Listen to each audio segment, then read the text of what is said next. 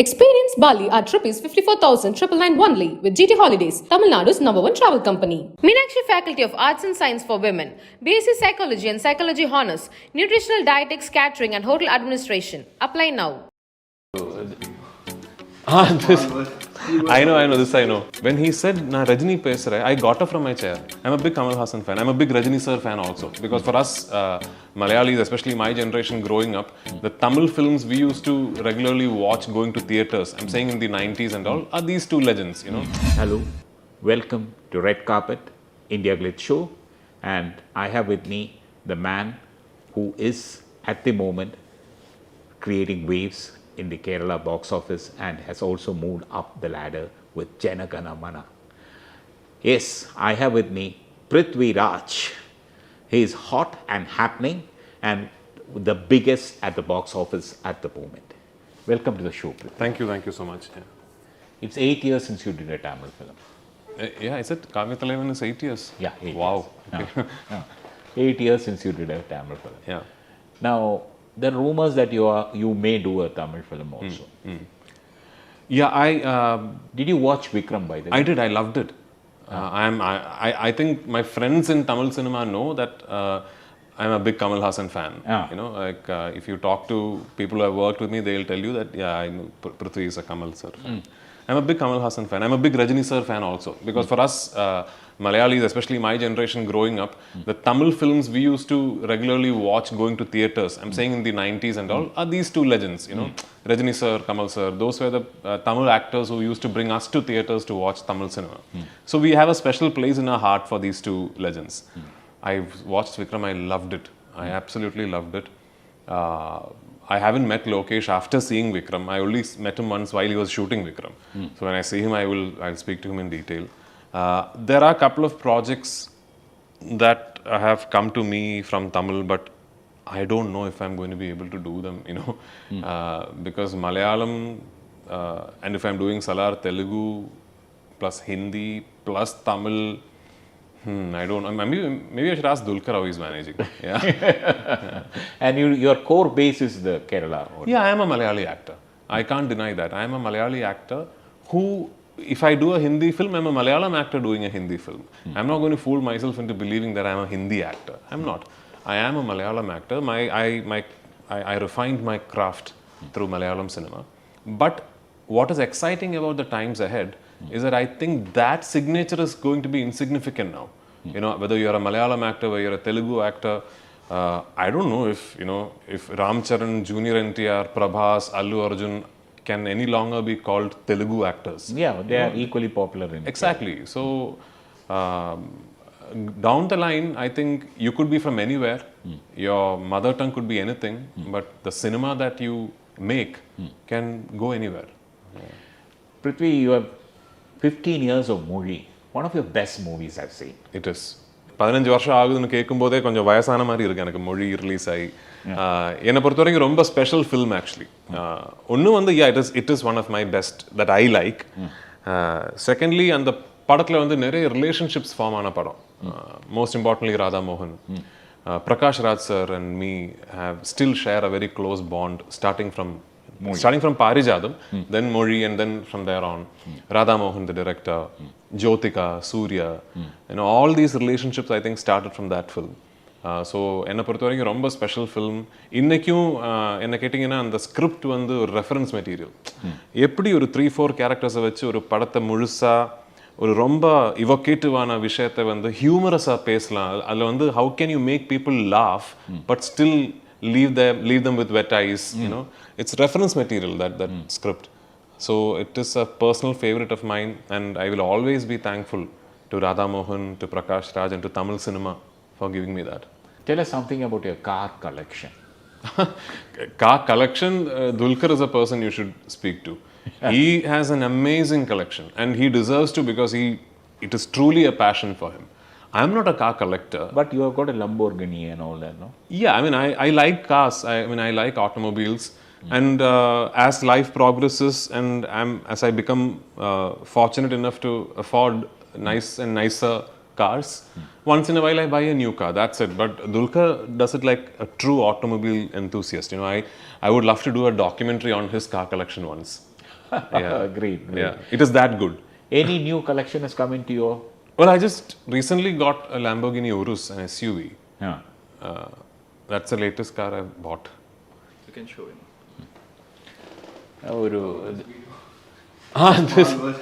I know, this I know. Yeah, so, see, it was just the most instinctive of reaction. I was there when that was the puja of Baros, Mohanlal sir's debut directorial. When that puja was happening, I was a part of Baros. I was acting in it, which later I had to pull out of the film again because of Ardjividam dates.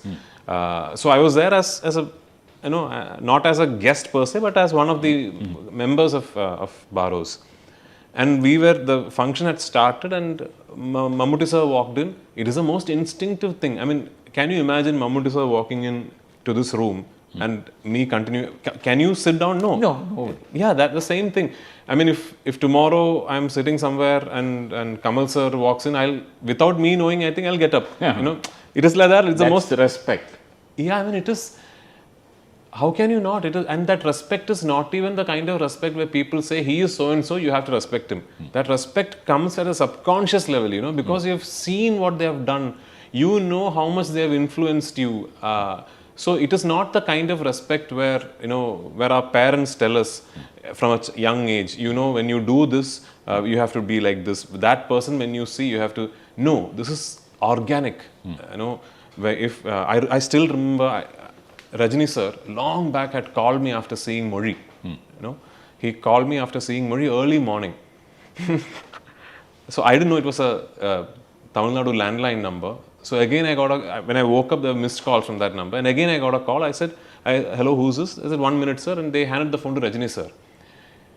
When he said, na Rajini pesare, I got up from my chair. I was shooting in Calicut, but I got up I mean it from the bottom of my heart. When on the other line I heard, na Rajini pesare, I got up. Yeah. It is the most instinctive thing you can do. It is as simple as that. Jana Gana Mana is a huge hit. Thankfully, yes. Yeah, how did it go? In South, I thought that it did very well in Tamil Nadu and Andhra Karnataka, also. Yeah, Andhra also. Yeah, I mean, Jana Gana Mana, we always knew was a film that would communicate outside of Kerala. In an ideal world, I know Jana Gana Mana should have had a wider release, a more vociferous marketing campaign prior to its release. I know that. But unfortunately, we were left in a situation where, because of the pandemic and what happened due to the various stoppages and obstacles that the shoot of Jana Gana Mana had to face, we really couldn't plan the release. We didn't know when we would be able to release the film. And finally, it so happened that when we eventually got a release date and we knew, okay, on this date, guaranteed we can hit the theatres, I was away shooting for Ardjividam in Algeria. So it was a huge miss, or else this multi-city marketing campaign that you are seeing right now would have started with Jana Gana Mana. But no complaints, the film went on to do very, very well. It did very well at the box office. It made us a lot of money. But I think what is even more important is it really generated a lot of conversation. People spoke about the film. It served as another, sort of catalyst among many of late. I think in 2022, it's one of the big hits. Yeah. And the trade says that it has crossed more than 50 to 60 crores for a Malayalam film. It has, yeah. It's huge. Yeah, I mean, it's, like I said, I mean, these number, parameters will keep changing because as we go ahead, ticket prices will go up and releases will become wider and our overseas agreement and understanding and revenue generation models are changing now. Like, for example, Jana Gana Mana was not sold outright outside of India. We still had a partnership distribution deal with Fars Films and it turned out to be a hugely profitable understanding. The money comes back to you. Yeah, for both of us, both Fars Films and for us, it turned out to be a hugely profitable association. So I think as these business models keep changing, the 50 crore glass ceiling will slowly become a 75 crore glass ceiling. It would have gone up because if, looking at an all India level, it would go up to 100 even. Exactly. So that is not what going ahead should be the cornerstone when you try and put a film together. But especially for a film like Jana Gana Mana. You pre-sold the satellite and the OTT rights also, no? Yeah, OTT rights and satellite pre-sold, as in we did not do what most other people are tempted to do these days, which is sell them while shooting or before you start shooting. We finished the product. I am a firm believer in letting all our equity partners know exactly what they're getting into. So I give my digital partners and my satellite partners a very, very clear indication. I'm open to them coming and watching the footage because I believe they should know what they're acquiring. You know, so we don't pre-sell as in pre-sell before shoot or pre-sell while the shoot is happening. We make sure that the project execution is entirely funded by ourselves, and which also gives us a lot of liberty. But yeah, what is important, especially for a film like Jana, unlike a film like Kaduva, is that it tries and hits a spot where people start talking about it. Yeah. You know, because Jana is that. I think it's got a huge buzz about it. Yes. Kaduva is a film where you only hope that people go to the theaters with a big bag of popcorn, you know, enjoy, have fun, enjoy, clap hands, and hoot and whistle and come back. I don't expect people to be speaking about Kaduva for 2 days after they have seen it, but I hoped they would for Jana, and they did. So it's very, very gratifying for an actor and for a producer when you plan something regarding a film and that plan hits the bullseye, you know. Yeah. So now let's come to your big release, this Friday release. Yeah. That is Kaduva. Yeah. You are teaming up with Shaji Kailas. Yeah. Commercially, a very big director Yes. in Malayalam cinema. And the trailer has impressed everybody because you are wearing a munda and you are giving the spewing punchline. Yeah. And it looks good. Yeah. At least it looks racy, and like you said, with a bag of popcorn, you can enjoy. It's just pure entertainment. That's it. Yeah. So the thing is, I heard the script of Kaduva in 2019, beginning months of 2019.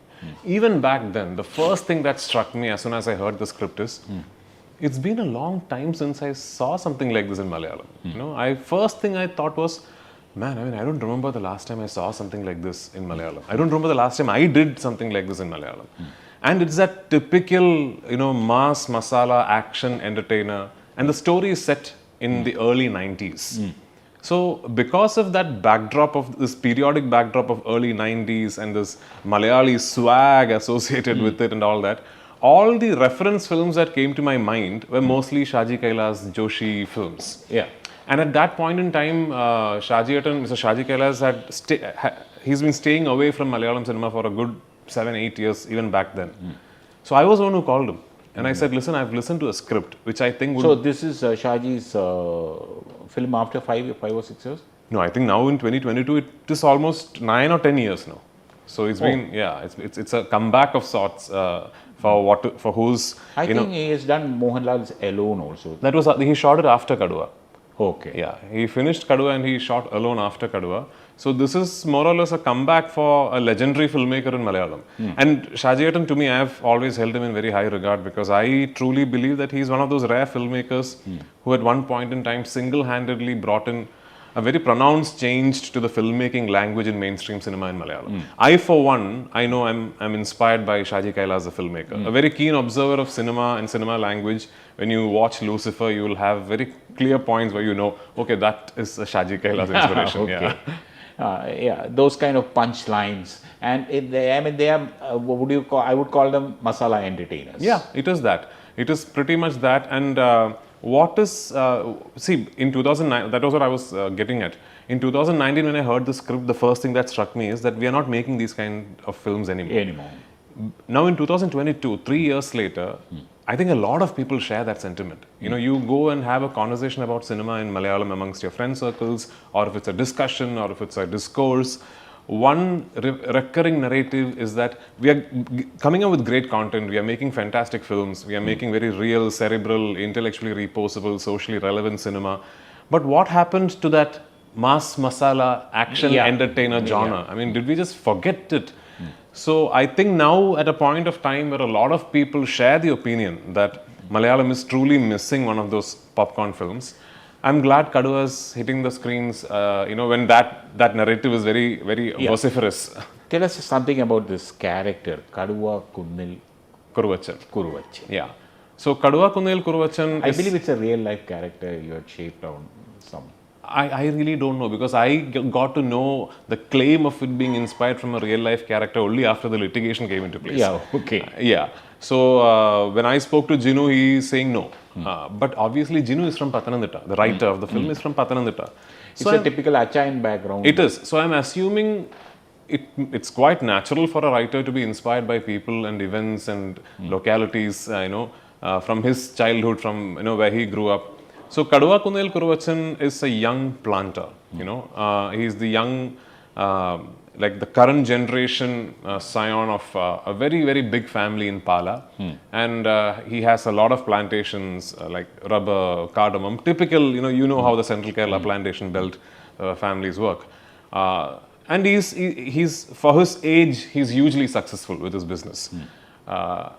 What happens is he also has a friend, an acquaintance, who happens to be at a very high-ranking position in the Kerala police. And they're from the same church. Both the families know each other. They know each other from childhood, and they're very, you know how they are. They attend mass together every Sunday. And yeah. So that character is being played by Vivek. Yes, that character is being played by Vivek, and the core of the plot is more or less an ego tussle between these two characters. Yeah, that seems to be your favorite thing. Ayappan and Koshi, again, ego tussle. Yes, I keep joking that, this sort of completes the trilogy of male ego, in my filmography. Driver's license, driving license and Ayappan and Koshi. And now this thing. And there is one more to follow actually, called Vilayat Buddha. But what I am so happy about is that I've made 3 films now with Kaduva, more or less on male ego. The male macho. Exactly. And those 3 films are so different from each other, You would have seen Driving License and Ayappan Goshi. And, except for the fact that the cornerstone of the plot is an ego tussle between 2 men, the films are very different to each other. Yeah. Absolutely different. Exactly. And the same thing with Kaduva. I don't think you can draw any similarity with Ayappan Goshi or Driving License. Same thing with Vilayat Buddha, the 4th film I'm talking about, is going to be completely different to these 3. So that is what the core of the plot is. But in Kaduva, what happens is it snowballs into something very, very big, so big that it at one point becomes out of control even for the 2 characters. And the problem is, unlike in Ayappanam Koshim or a Driving License here, these 2 characters have a lot of influence, wealth, power, and machoism. So at one point you realize that everything from the state government to the state machinery to the police department, everything gets involved for what is essentially a problem between these 2 characters. And it is a very mainstream mass masala, larger than life narrative of what I just told you. So that is what Kaduva is about. I heard the Driving License Hindi is over and there are plans to make it in Tamil also. Well, there are plans, but no other language has been officially confirmed with regard to anything, because we are producing the Hindi version too with Akshay Kumar sir and Imran Hashmi. It's a partnership production with Dharma, and we have finished shooting. So we want that film to come out. We want to release the Hindi version first, and then we will decide. It will come this year, sir. Yeah, it will. Then we want to take a decision on what the course of action should be for Tamil and Telugu and Kannada.